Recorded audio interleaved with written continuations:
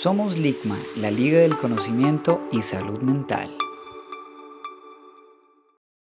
Muy buenos días, muy buenas tardes y muy buenas noches. Yo soy Miguel Bautista, soy psicólogo y hoy les doy la bienvenida a otro episodio de Psicología para Todos, un podcast de LICMA, la Liga del Conocimiento y Salud Mental, donde profundizamos en los temas que habitan tanto la ciencia como el alma. Hoy nos adentraremos en las pesadillas, las parasomnias, en los terrores nocturnos. Vamos hoy a hablar de las alucinaciones hipnagógicas y sí, también de esos fenómenos fronterizos donde el cuerpo duerme pero la mente parece viajar, como lo que algunos llaman el viaje astral. Bueno, muy bien, antes de la ciencia existía la metáfora y nadie mejor que Jesús para usarla con maestría, lo que él llamaba las parábolas.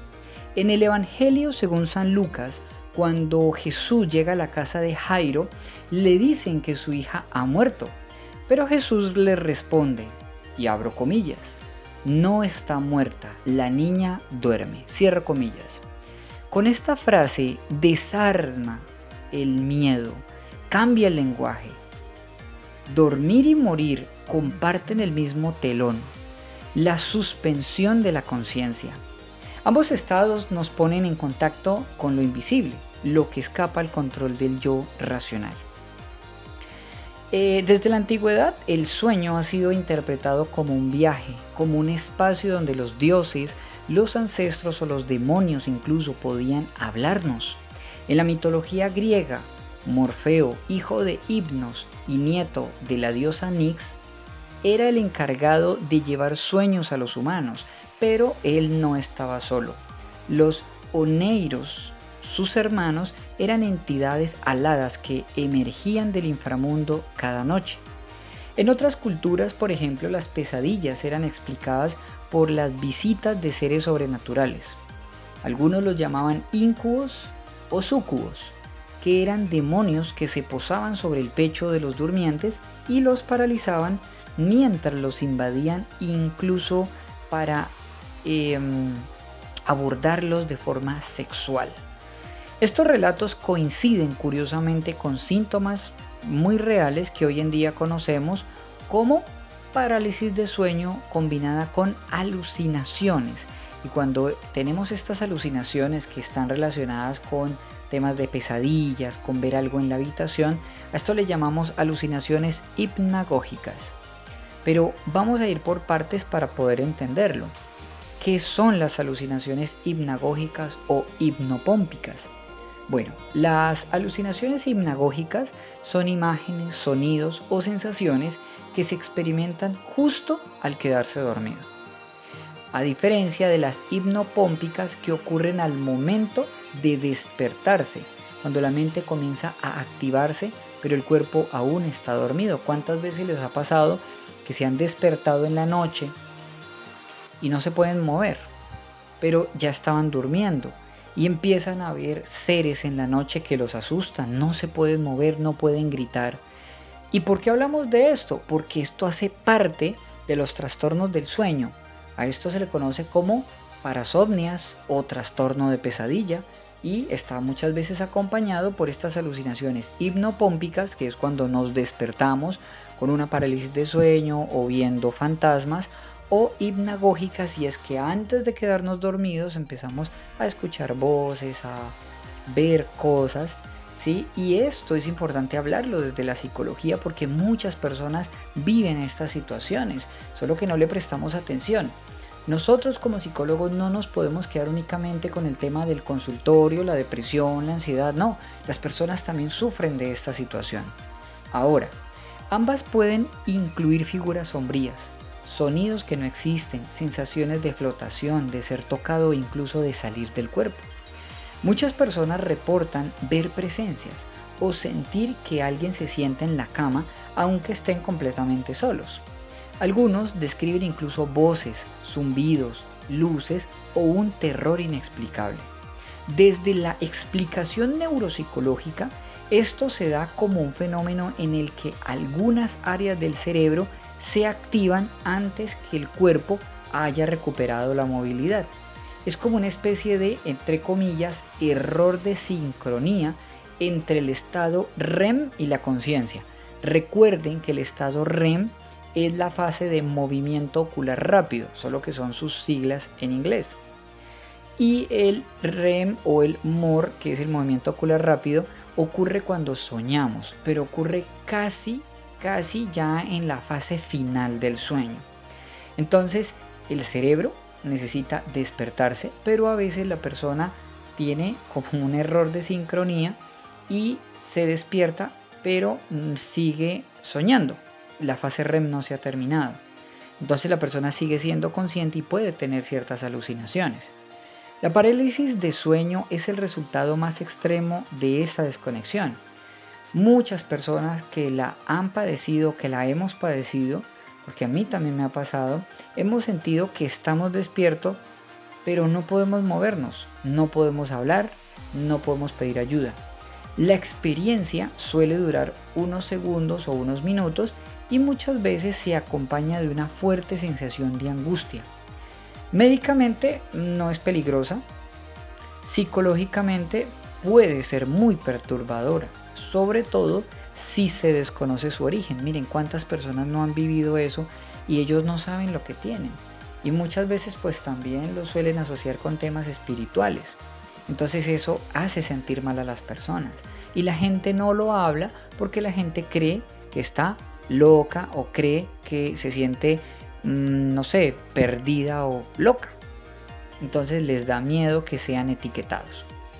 Ahora bien, ¿cómo se interpreta desde la psicología todo esto? ¿Hay espacios para lo paranormal en la ciencia? Aquí vamos a entrar a un terreno un poco delicado, porque muchas personas cuando viven una experiencia de este tipo, ellos creen haber tenido un viaje astral, o sienten que su alma salió del cuerpo, o vieron su habitación desde arriba, o entraron en otros planos. Estas experiencias son intensas, son significativas, muchas veces transformadoras para las personas, pero desde el punto de vista clínico científico, el viaje astral no ha sido comprobado empíricamente, como si fuera un fenómeno real. Lo que sí se ha estudiado es que estas sensaciones se producen durante estados de alteración de la conciencia, activación del lóbulo parietal y experiencias disociativas ligadas al sueño de tipo REM o movimiento ocular rápido. Ahora, esto es desde la perspectiva psicológica, científica, pero desde una perspectiva espiritual, esotérica, ya las personas pues lo toman como mensajes importantes que tienen que ver de otros planos o de habilidades incluso psíquicas. Tengan en cuenta que en este programa bajo ninguna circunstancia estamos contradiciendo, solamente que desde la psicología se ve como un fenómeno de alteración orgánico desde alguna alteración no grave ni significativa ni patológica en los procesos del sueño, ¿sí? Pero ya desde tus creencias, si tú crees en esto, pues bien, o sea, no pasa nada, cada quien es libre de pensar lo que desea.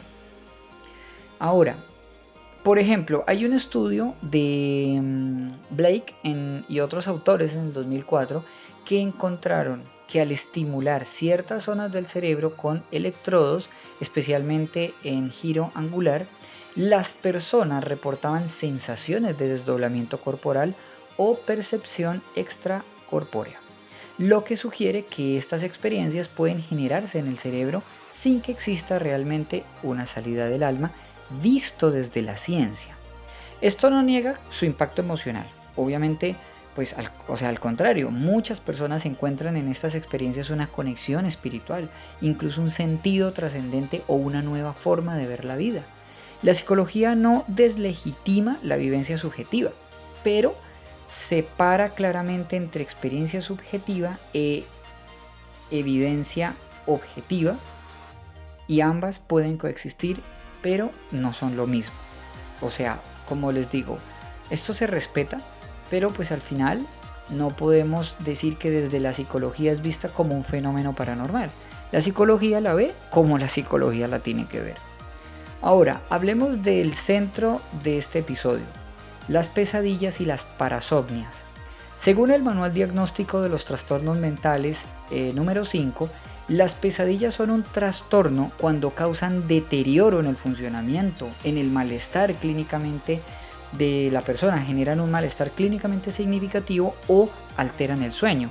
Se dan en una fase de sueño REM o MOR y suele tener un contenido amenazante, persecuciones, caídas, muerte, abusos sexuales incluso, abandonos, suelen ser recordadas con mucho detalle. Por otro lado, o haciendo un contraste, los terrores nocturnos más comunes se dan en niños y aparecen en la fase no REM, o sea que es en la fase donde no se sueña. El niño puede gritar, llorar, sudar, incluso caminar, pero al despertar no recuerda lo que ocurrió. Es como si el cuerpo reaccionara a una amenaza sin que la mente fuera consciente de ello. Desde el psicoanálisis, Freud veía las pesadillas como manifestaciones del conflicto entre el deseo que se había reprimido y la censura psíquica, y Carl Gustav Jung la interpretaba como mensajes arquetípicos del inconsciente que claman por atención, o sea, símbolos que están surgiendo desde adentro de nosotros y que te están diciendo, oiga, préstele atención a esto. Más allá de la teoría, hoy sabemos que las pesadillas pueden ser una forma en que el trauma se expresa simbólicamente. Por ejemplo, una revisión de Nielsen y Levin en 2007 encontraron que las personas con historial de abuso sexual o abuso físico tienen mayor probabilidad de tener pesadillas recurrentemente o parálisis de sueño o alucinaciones hipnagógicas. Esto porque el trauma no siempre se recuerda con imágenes conscientes, pero sí se somatiza y se proyecta en el sueño. El cuerpo recuerda lo que la mente bloquea. Hace mucho tiempo tuve una paciente que ella tenía sueños o tenía parálisis de sueño en donde siempre se le acercaba un ser que era horrible y este ser sacaba una lengua que ella describía como babosa y empezaba a tocarla, a tocarle la piel, a tocar incluso pues sus senos y eso la hacía sentir muy mal. Ella se sentía terrible, imagínense ustedes viviendo una situación de esas. Pues a medida que fuimos profundizando más, pues ya con el tiempo ella también empezó a mencionar temas de abuso sexual que había sufrido y como tenía un componente incluso en sus creencias religiosas tan arraigado, ella era muy creyente, muy religiosa, era como si su mente intentara avisarle que ese acto que vivió era tan desagradable que lo comparaba como con un demonio, como con un ser que venía y la perturbaba en las noches. Entonces, desde la psicología se trabajó, desde la terapia se trabajó con ella y bueno, con el tiempo fuimos mejorando y superando este proceso. Desde una mirada incluso más espiritual, claramente pues ella consideraba que era un ser que la atormentaba. En ningún momento nosotros vamos a estar en contra de sus creencias, pero sí tuvimos que explicarle que era importante que entendiera que la mente y el cuerpo están vinculados y que a veces el cuerpo manifiesta los traumas de esta forma, con estas pesadillas, con estas, a veces el mismo estrés genera parálisis de sueño. En niños, si bien pues la mayoría de las pesadillas son evolutivas, no debemos ignorar aquellas que son repetitivas, o sea, es normal que los niños tengan pesadillas, pero si ya es muy frecuente, pues hay que prestarle atención. Si son muy vívidas o inusualmente violentas. Aunque no todas las pesadillas van a indicar abuso, eso también hay que dejarlo claro. Pero sí pueden ser un primer indicador de que algo necesita ser explorado más a fondo con sensibilidad clínica. Bueno, ¿podemos hacer algo para dormir mejor, para calmar nuestras noches? Claro que sí. Vamos a hablar de 5 consejos prácticos para mejorar la salud del sueño. Primero, háganlo. Yo lo hago, lo llevo haciendo 2 años. Yo tengo un diario de sueños. Primero, hagan un diario de sueños. Anoten cada mañana lo que ustedes se acuerden. O cuando tengan un sueño que les llame mucho la atención, anótenlo, escríbanlo. Incluso así sean fragmentos. Esto les va a ayudar a encontrar patrones y a darle forma a lo que parece caótico. Van a encontrar mensajes, pero mensajes de su propia mente inconsciente. Segundo, tengan una rutina de desconexión previa al sueño. Al menos 1 hora sin pantallas, sin noticias, sin peleas. Que su cerebro necesite esa desconexión, esa paz para procesar el día. Tercero, busquen espacios seguros de tipo emocional. Si hay temas que no han hablado, cuéntenlos. Emociones que no se han expresado, díganlas. Duelos que siguen todavía abiertos. Esto se cuela en los sueños y la terapia es un camino para sanar. Pueden incluso, si no tienen tal vez dinero para una terapia, pueden hacerlo en nuestros grupos de apoyo o pueden hacerlo con algún amigo, con algún familiar de confianza. Cuarto, condiciones óptimas para dormir.